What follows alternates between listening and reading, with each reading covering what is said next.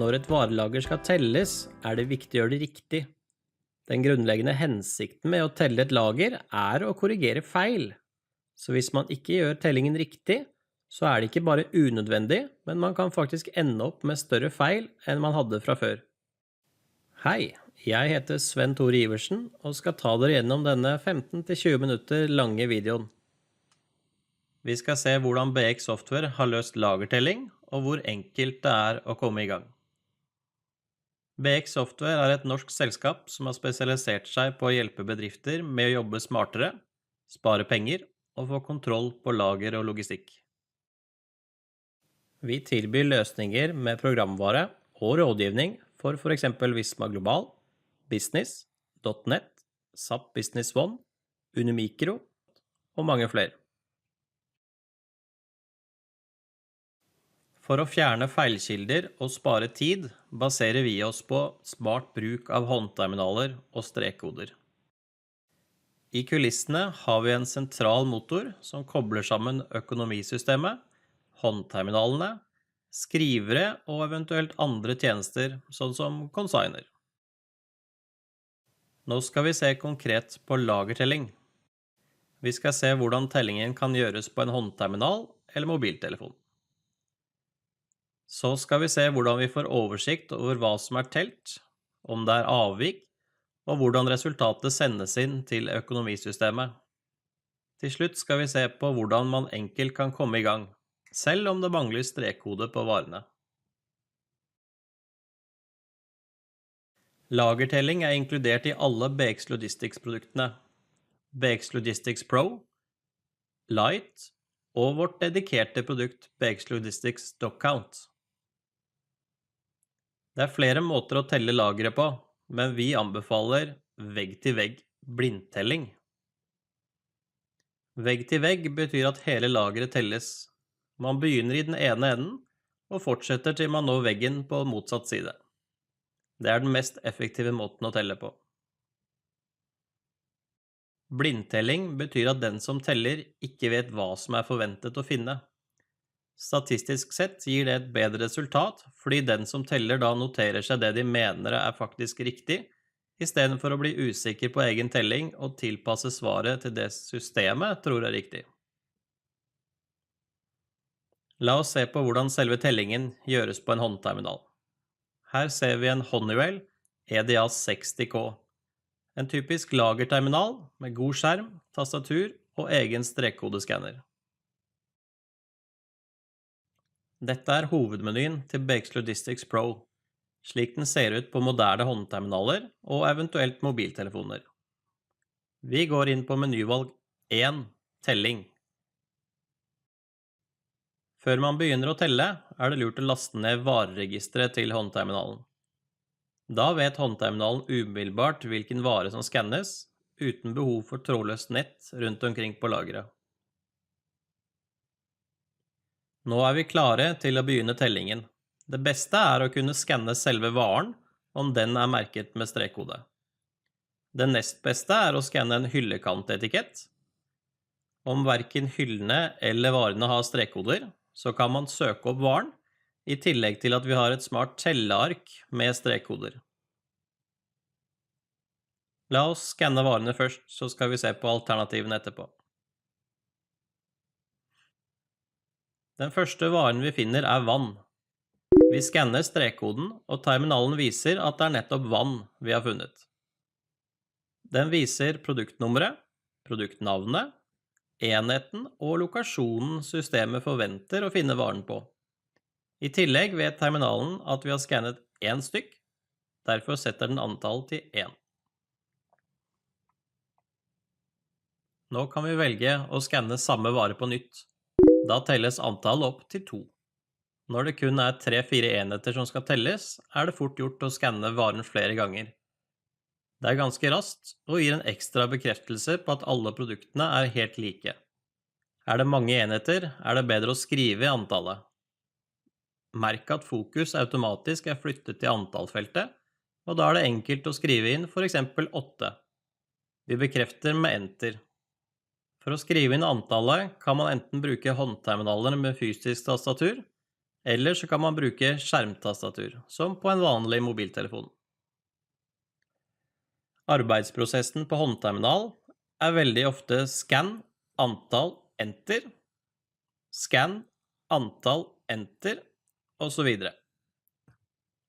Et fysisk tastatur er både raskere i bruk og gir færre tastefeil enn skjermtastatur. Men løsningen fungerer uansett. La oss skanne noen flere varer. Neste vare er brus. Brus legges inn i listen over varer vi har telt. Den legger seg øverst for at den skal være lett å se. Jeg teller brus til 4 og trykker enter. Om vi nå innser at det ikke var 8 vann vi fant i sted, kanskje vi telte eller skrev feil, da er det enkelt å gå tilbake og endre antallet til 9. Bare trykk på linjen, eller bruk pilene på tastaturet. Neste vare er saft. På denne varen virker ikke strekkoden, og vi får en feilmelding om at varen ikke finnes. Om jeg husker varenummeret, så kan jeg skrive det inn i søkefeltet. Men jeg kan også søke på saft. Siden det er flere varer som heter noe med saft, så får jeg opp alle alternativer. Her er det rød saft jeg har, så jeg velger den. Siden jeg ikke fikk skannet med strekkoden, bruker jeg litt ekstra tid på å kontrollere at dette er rett vare. Jeg kan se på produktnummeret og produktnavnet, men også lokasjonen. Om ikke hele produktnavnet er synlig, kan jeg trykke på mer for å se flere detaljer om varen vi har søkt fram. Her kan vi se strekkoden systemet forventer å finne på denne varen, og kan dobbeltsjekke den fysiske varen for å se om den har en sånn strekkode. I dette tilfellet ser jeg at strekkoden som ligger i systemet er på kun 12 siffer, mens den faktiske strekkoden på varen er på 13. De er helt like, med unntak av det manglende sifferet. Det gjør meg ekstra trygg på at vi har valgt rett artikkel. Håndterminalen har en egen funksjon for å rette opp feilaktige strekkoder. Mer om det i en annen video. Selv om vi ikke anbefaler å vise forventet antall under telling, så er det mulig å aktivere for eksempel lagersaldo og vareverdi, sånn som vi har gjort i denne videoen. Vi går tilbake og legger inn antall 10. La oss si at vi nå har 3 flasker med vann i den neste hyllen vi skal telle. Vi har jo allerede telt vann, så totalen er ikke 3, men 12. Vi kan selvfølgelig finne tellelinjen med vann og endre tallet fra 9 til 12. I dette tilfellet er det enkelt, men om vi hadde telt mange hundre varer i mellomtiden, er det vanskelig å huske at varene er telt allerede. Det kan være vanskelig å finne varene i listen, og det kan være vanskelig å regne sammen, for eksempel 345 pluss 73, uten å komme ut av tellinga og uten å bruke ekstra tid. Derfor gjør vi det enklere. Når vi finner varen på nytt, legger vi bare til en ny tellelinje. Teller den til 3, så lar vi systemet regne om til 12 når alt er klart. Alt vi legger inn lagres underveis. Om håndterminalen går tom for strøm, noen skrur den av, eller av annen grunn starter på nytt, så kan du fortsette å telle akkurat der du slapp. Du kan trygt telle hundrevis eller tusenvis av varer uten å være redd for at noe går tapt. Siden alt ligger på håndterminalen, kan du fortsette å telle selv om du mister tilgang til internett, har strømbrudd, eller serveren plutselig blir utilgjengelig. I denne videoen tenker jeg vi klarer oss med å telle 1 vare til før vi sender inn. Hvis man jobber med flere pakningsenheter på samme vare, for eksempel F-pakk, forbrukerpakning, eller D-pakk, detaljistpakning, så kan man ha forskjellige strekkoder på disse. For eksempel om vi har en hylle med 2 løse melk og 3 hele brett med 12 melk på hver. Da kan vi jo prøve å regne oss frem til at 3 ganger 12 pluss 2 er 39. Men det er bedre å legge inn en linje med 2 stykk og en linje med 3 brett. Da lar vi systemet regne ut det riktige antallet, og vi slipper den type hoderegningsfeil. Har man forskjellige strekkoder per enhet, gjør systemet dette automatisk. Men om man ikke har det, så kan man velge enhet manuelt her. La oss sende inn denne tellingen. Jobben er ikke helt ferdig enda. Når innsendingen er ferdig, får vi en bekreftelse på terminalen om at alt har gått bra. Hvis håndterminalen eller serveren mangler nettverkstilgang, så blir tellingen liggende trygt på terminalen. Når du får en bekreftelse som dette, kan du være helt trygg på at tellingen har kommet frem til serveren. Serveren kvitterer også med en unik ID som vi kan se her. På PC-en åpner vi opp BX Web Manager.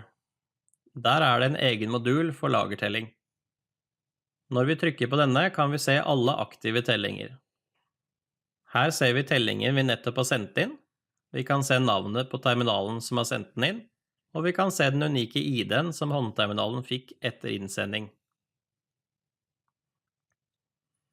Når vi åpner tellingen, ser vi alle linjer som er sendt inn. Om vi ønsker, kan vi også velge å hente ut tellingen til Excel. I Excel-filen ser vi den samme informasjonen som på nettsiden, men Excel-filen gir en ekstra mulighet til å lagre unna eller gjøre ekstra kontroller utover det man kan gjøre på nettsiden. Tilbake på nettsiden kan vi enkelt få oversikt over antall telt og antall forventet på lager. Her telte vi 4 brus, men forventet antall var 19. Det gir et avvik på 15 stykk, og et tap på 375 kroner på den linjen. Faktisk så ser vi at alle linjer har negative avvik. Før vi begynner å bekymre oss for det, må vi se litt nærmere på hvorfor. Første linje er vann. Der er det telt 9, men forventet 12. Litt lenger ned ser vi også vann. Der er det telt 3 og forventet 12. ERP-systemet forventer bare 12 totalt, og vi har funnet 12 totalt, men vi må slå sammen tellelinjene før det gir mening å se på avvik. Det samme gjelder artikkelen melk. Der må vi slå sammen de 2 tellelinjene før vi ser på avvik. Produktet brus har bare 1 tellelinje, men har likevel et stort avvik. Det kan selvfølgelig være et reelt svinn, men i dette tilfellet er det 2 personer som teller på lageret, med hver sin håndterminal. Nå har vi kun telt den ene reolen, men min kollega holder fortsatt på å telle den andre. Ser vi på begge håndterminaler samtidig, ser vi at vi har telt 4 produkter på til sammen 6 tellelinjer, og Ola har telt 6 produkter på 7 tellelinjer. Ola har funnet 2 varer i sin reol som vi hadde fra før på vår terminal, inkludert brus, som så ut til å være så stor manko. Når Ola sender inn, ser vi at han får referanse-ID-en rett etter oss. Tilbake i BX Web Manager kan vi nå trykke oppdater for å se om vi har fått inn Ola sin telleliste. Nå ligger de der begge 2. Vi kan se på dem hver for seg, men nå som hele lageret er telt, og begge listene er sendt inn, er det klart for å slå sammen tellelister og vurdere resultatet. For å slå sammen listene trykker vi Merge Lists.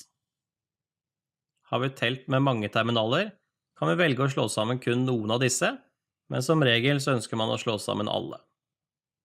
Da velger vi alle, eller i dette tilfellet begge listene.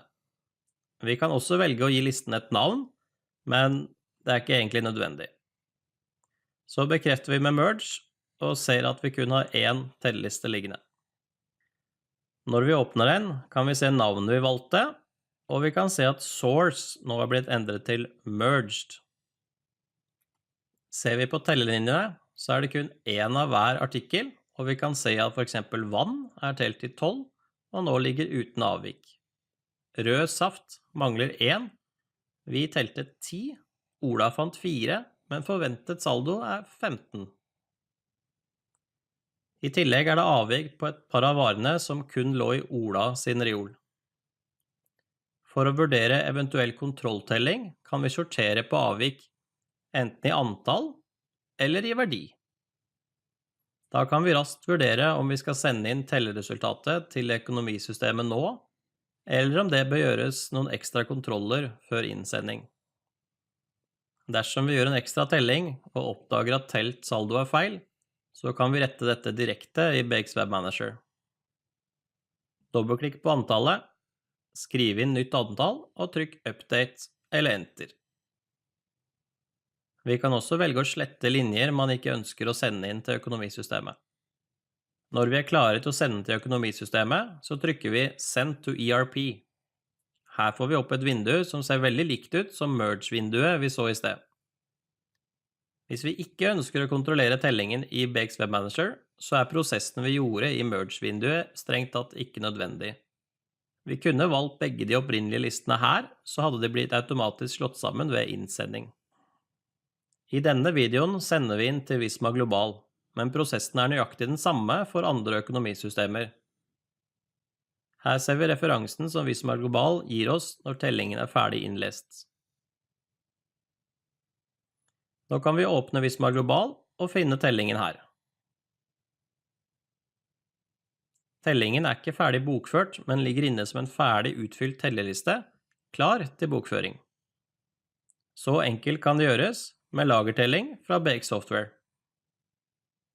Gjør din neste lagertelling med håndterminal. Det kan spares mye tid i forhold til papirlister, hoderegning og inntasting i ERP-systemet. Resultatet blir riktigere, da mange feilkilder elimineres helt, og det er enklere å få oversikt over avvik. BX Logistics inkluderer en etikettløsning for å merke hyller eller varer og flere hjelpemidler for å komme i gang raskt, uten behov for å registrere strekkoder eller merke varer i forkant. La oss hjelpe dere å jobbe smartere, spare penger og samtidig få bedre kontroll.